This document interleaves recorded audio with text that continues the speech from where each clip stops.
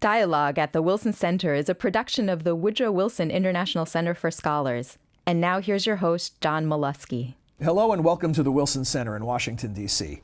Each week, Dialogue explores the world of ideas and issues in international affairs, history, and culture.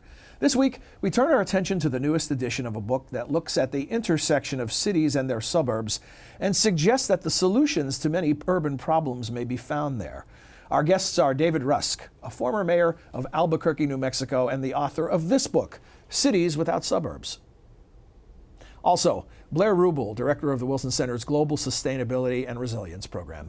Gentlemen, thanks for joining us. Delighted to be here, John. Let me begin by asking the notion of cities without suburbs. Is this different than urban sprawl?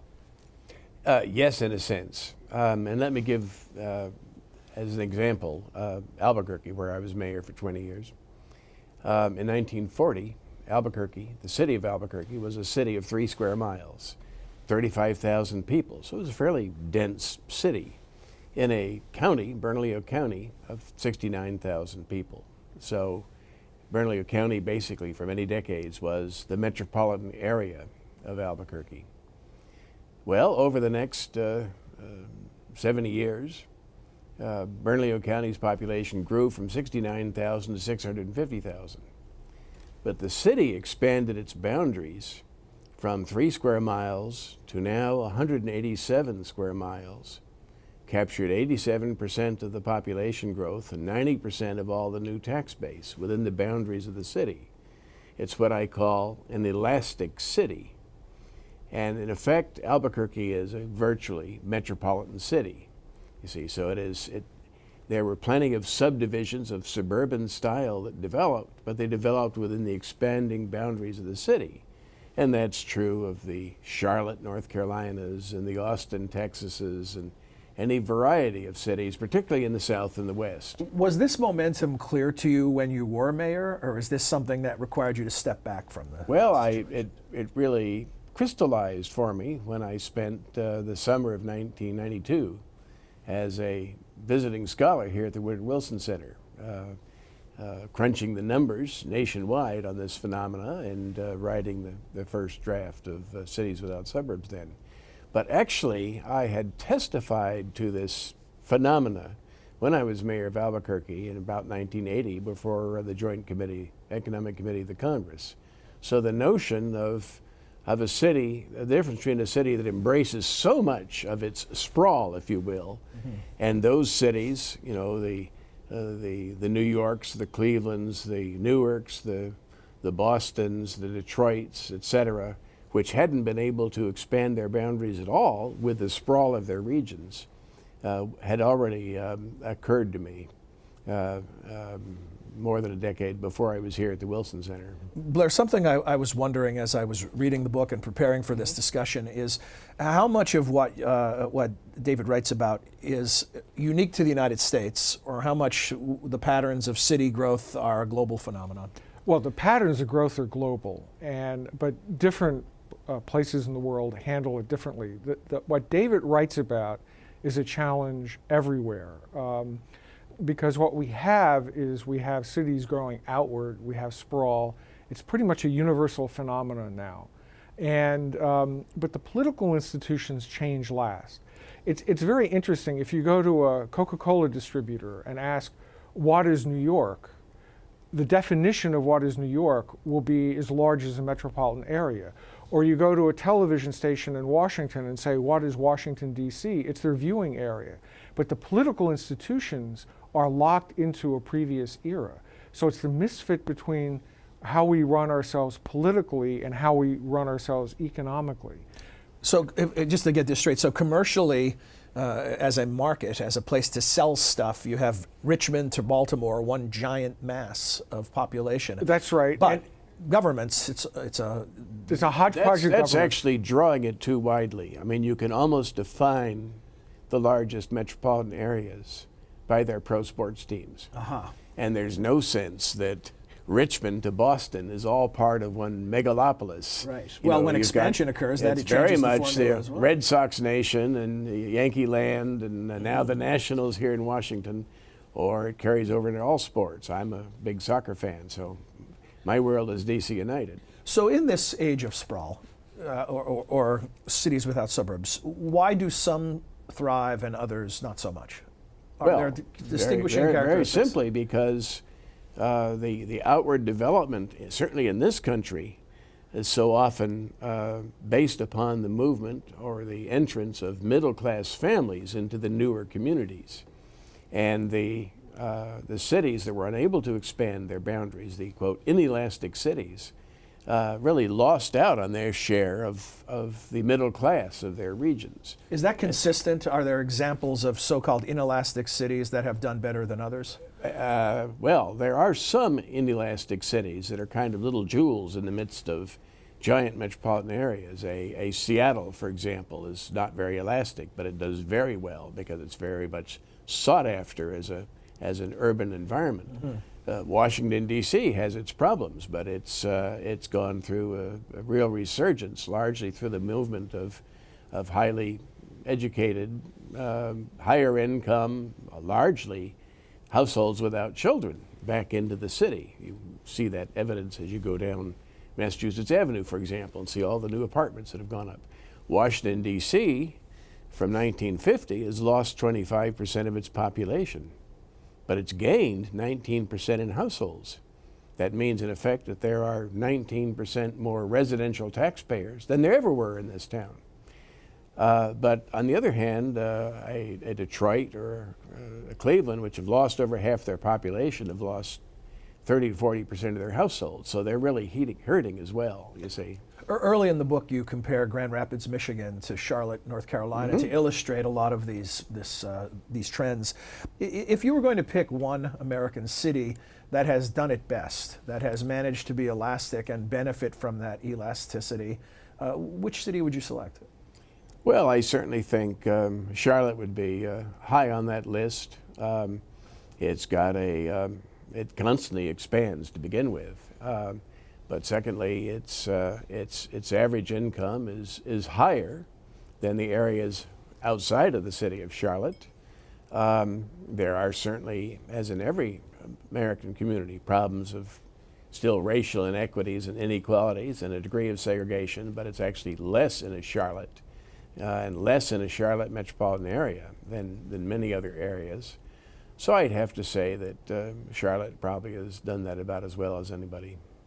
Also, expanding our focus globally as well, Blair, are there examples that you could think of where you see the best city planning or the best expansion of a city, where it's these weaknesses, whether it's a lack of integration or a lack of government coherence, where it's working better than it is elsewhere? Well, there certainly are places where it works better. I mean, to be frank, if your model of success is Copenhagen, then it's a standard that many places don't reach.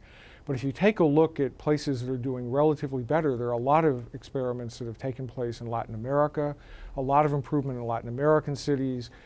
Brazilian cities are probably cutting edge in terms of urban management these days. There are plenty of examples around the world.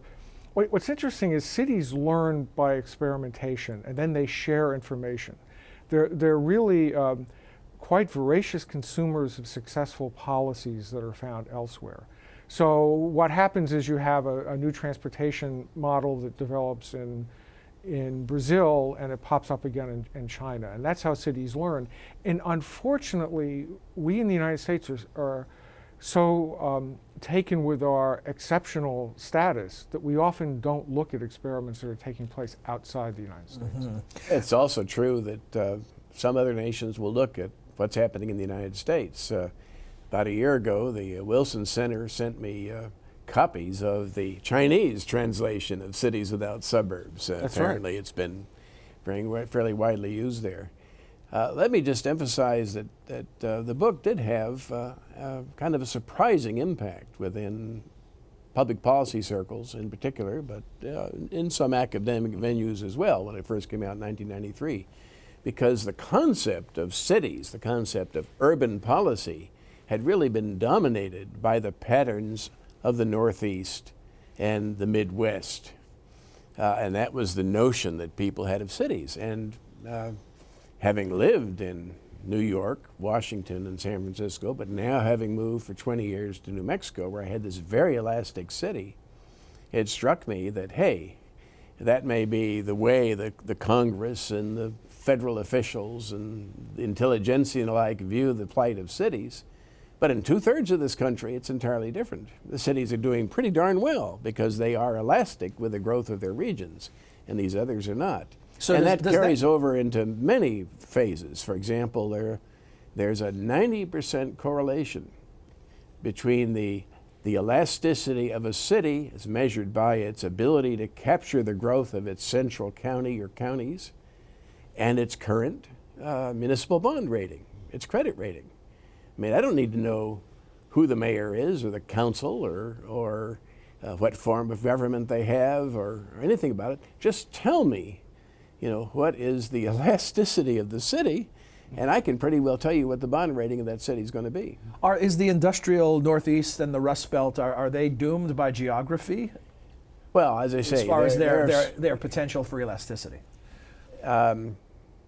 Yes, in terms of formally expanding boundaries. They're doomed by the laws of their states, which fundamentally don't permit it at all in New England, New York, Pennsylvania, New Jersey, or make it very difficult in the old Northwest, with the exception of Indiana. But there are what have been called elasticity mimics that can be put in place. Basically, how you can put in place, largely through state governments, policies that will bring the benefits of kind of the leveling of the playing field phenomena to inelastic cities and their myriad of little boxes suburbs that live around them.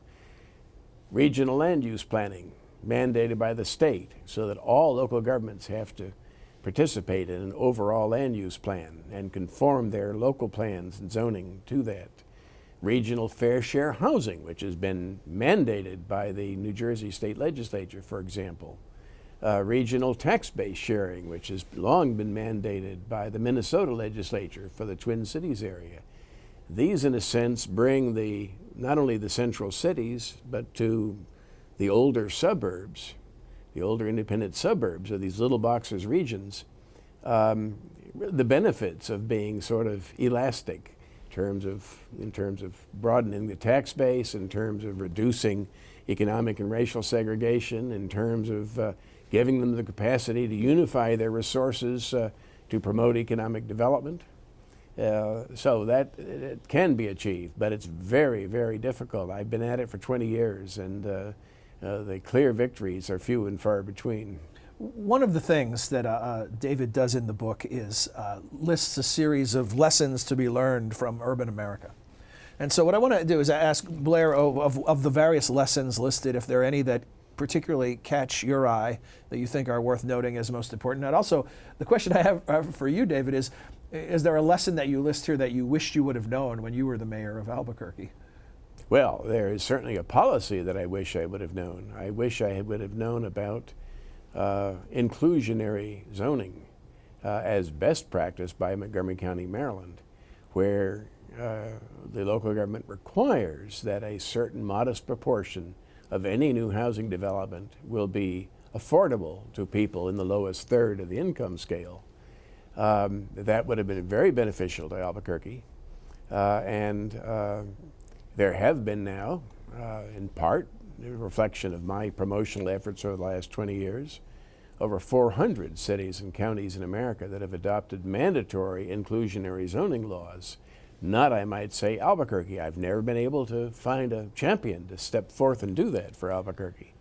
But that would have been something that I very much wish I had known about. Some of the lessons that jumped out at me: bad state laws can hobble cities, old cities are complacent, young cities are ambitious. Are there any of the rules that jump out to you? I think the most important lesson to be learned from David's book is to understand what is a certain city. You do not look at a political map. You need to take a look at what the functional city is. And we live in an era in which cities are really regional carpets of development that stretch hundreds of square miles in any direction. And anywhere in the world, political institutions and boundaries just don't keep up. A very good example, the legal definition of Moscow historically has been within the ring road, a beltway of Moscow. But when you take a look at the 18 million people who live in Moscow now, they're all over a huge sprawling region. And the best way to answer the question, what is Moscow, is to take a look at a satellite map at night and see where the lights are. That's what Moscow is. You can do that experiment with Mexico City. You can do it with any number of places around the world. And when you put the political map on that outline of lights, they do not match up. And that is a problem that we have to face globally. If you fly over Buffalo, New York, the Buffalo area, Niagara Falls area, at night and look down, you'll see that same array of lights. But in terms of the geography on the ground, that array of lights is broken up into 44 separate municipalities, of which Buffalo isn't even the one with the largest tax base. The largest tax base is Amherst, which you've probably never heard of. I've heard of it, but they all root for the Buffalo Bills. That's intriguing to me. That's a way to decide what comprises a city. Well, that indeed, as I say, I think almost without exception, the most broadly recognized and unifying civic institutions in America are your pro sports franchises and the geography that you can which represents the locus of their principal fans. For people who are interested in this beyond our discussion today, what are the trends? We only have 2 minutes left. I'm going to ask each of you to briefly comment on this. What are the trends that people should be watching in regard to what we're talking about today? Or where are the places to keep a very significant trend is the growing minority populations in the country, both through natural increase and through immigration. By about 2042, 2043, there will no longer be a majority in this country. I mean, if you consider European ancestry Americans as one group, it will be a minority of the country by that time. Also, the trend towards smaller household sizes, not only in terms of smaller numbers of children in the nuclear family, but the numbers of older folks who live independently now compared to generations past, the number of younger people who, absent this current depression, recession, would otherwise be living independently, and that has a big impact as well. I would point to the growth of poverty in suburbs. We tend to think of poverty as a, quote, urban problem, as a city challenge. But in fact, poverty has gone metropolitan like everything else we're talking about. And if we're going to wrap our minds around how we are going to try to alleviate poverty, we also need to begin to think about the metropolitan region and not just the city. Well, gentlemen, thank you. It's a fascinating discussion. It speaks to how we live. And so it couldn't be more relevant. The book is Cities Without Suburbs. Thanks for joining us. When we return, Chris Wilson joins us to discuss a new report on the U.S.-Mexico border right after this. The Wilson Center is America's living memorial to its 28th president, connecting the world of policymaking to practical options derived from the world's finest ideas, research, analysis, and honest, nonpartisan conversation. Visit us on the web at wilsoncenter.org. And now we return to more dialogue at the Wilson Center. Welcome back. Christopher Wilson is a program associate with the Wilson Center's Mexico Institute. He joins us to discuss a newly released report on the state of the U.S.-Mexico border. Here is the report, The State of the Border, a comprehensive analysis of the U.S.-Mexico border. Chris, welcome back to Dialogue. Thanks for joining us. Thanks a lot for having me. Let me ask you about the background on the report. Who are the partners? What was the goal? How did you put it together? Sure. We work with a lot of our border work we do in collaboration with something we call the Border Research Partnership, which is the Mexico Institute at the Wilson Center, but in collaboration with El Colegio de la Frontera Norte, COLEF, University in Tijuana, as well as the University, Arizona State University. They have a Center for North American Studies there. So we all worked together on the report. I think the idea was really to do something comprehensive, something that's not just about border security, which is what we hear the most about these days, but looks at other topics, sustainability, quality of life in the border region, trade and competitiveness, and of course, border security also. So those were the 4 areas that you dove deep into. Anything surprising emerge?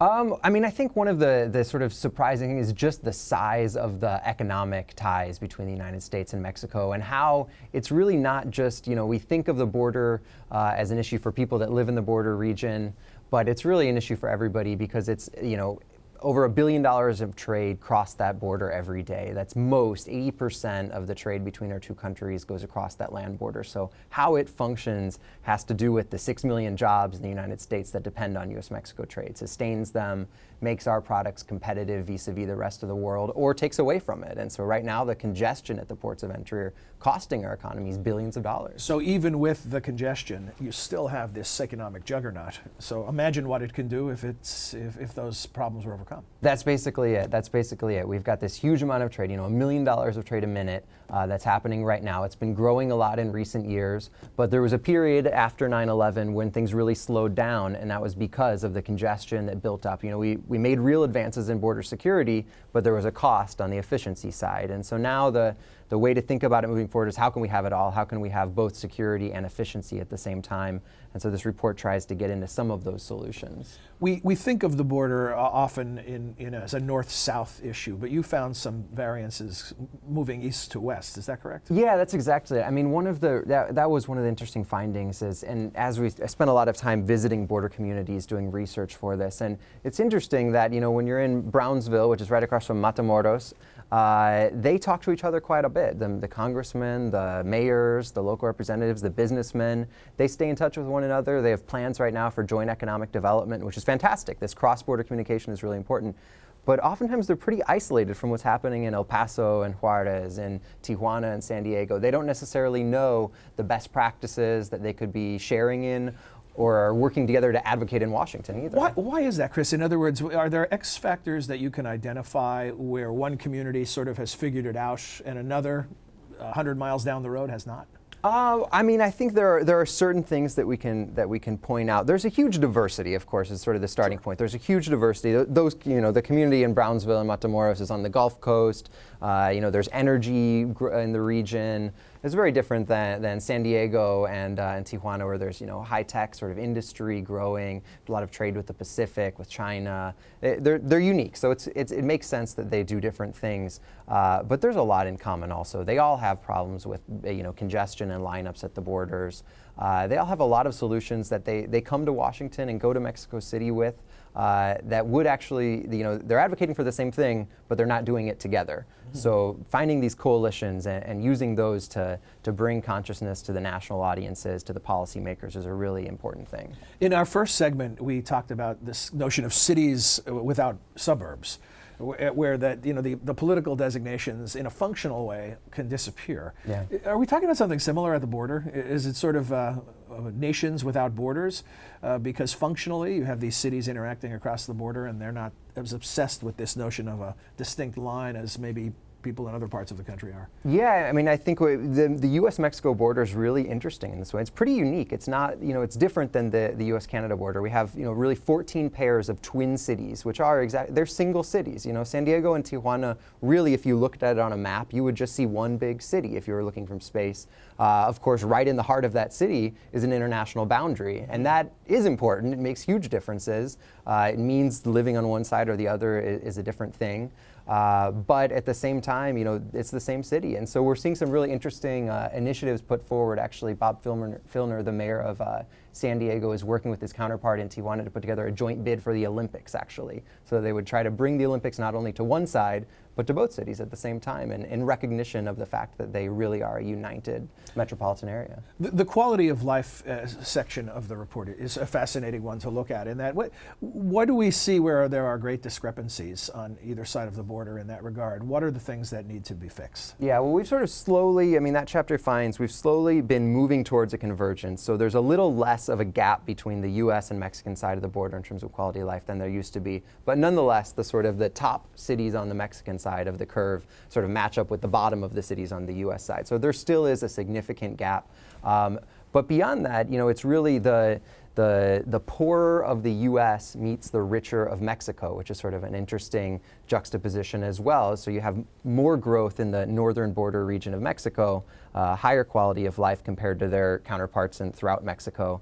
But on the US side, we really have some pockets of poverty that need to be addressed. Of course, those are alongside very wealthy cities like San Diego, so there's this tremendous variance both across the border and along the border. If a person were to listen to a border discussion and just listen to mainstream media or the main Republican Democratic back and forth, you'd get the idea that it's all about security, or it's largely about security. And you did mention the economic factor. That is a very compelling argument. What are some of the other things that might move us off this fixation with security into areas that could be more productive? Well, I think that the next step, one is the first step is sort of trade between the two countries, what we talked about before. It's huge, it's important, it supports jobs on both sides, in both countries. The next step is to really think about the border region itself as an economic engine, or as a place where actual people live. We sort of worry about it in theory as a line that shouldn't be crossed when we don't want it to by drugs or migrants. But it's more than that. It's also the home of millions of residents. And those millions of residents, if we get things right so that the border functions well, can really take advantage of the opportunities they have. I mean, having Mexico right alongside the United States, a country where labor costs are a little bit lower, next to a place where the services, the quality of education is extremely high, can be a real benefit. It doesn't have to be a cost. And that's the transformation that we could make if we really focus on developing the region as sort of the center of the U.S.-Mexico relationship, rather than seeing it sort of as the limits, the frontier. And Chris, congratulations, terrific report, very informative. And I know you launched it here in D.C. You're heading to Mexico City to launch it in Mexico. For our viewers and listeners of Dialogue, where can they find this report on the web? They should just go to the Mexico Institute portion of the Wilson Center website. It'll be right there up front for a long time. We'd love to have them download it. Great. Well, thank you. Safe travels. Thanks and a lot. Thanks for joining us. Thanks. That's all for this edition of Dialogue at the Wilson Center. Until next week, I'm John Molesky. Thanks for joining us. We'd like to hear from you. Please send your questions or comments to dialogue@wilsoncenter.org. You can also follow us on Facebook. Search Dialogue Television and Radio. Our host's Twitter feed is twitter.com/John Molesky. Dialogue is a co-production of the Woodrow Wilson International Center for Scholars and MHZ Networks. Dialogue is available via broadcast, cable, satellite, and telco on MHZ Worldview throughout the United States. To see how to watch where you live, visit www.mhznetworks.org. The Dialogue continues on Facebook. Join us by visiting our page. Search Dialogue at the Wilson Center. You can also connect with us via Twitter by following @John Molesky. Finally, check out all the latest videos from the Wilson Center on YouTube at Woodrow Wilson Center.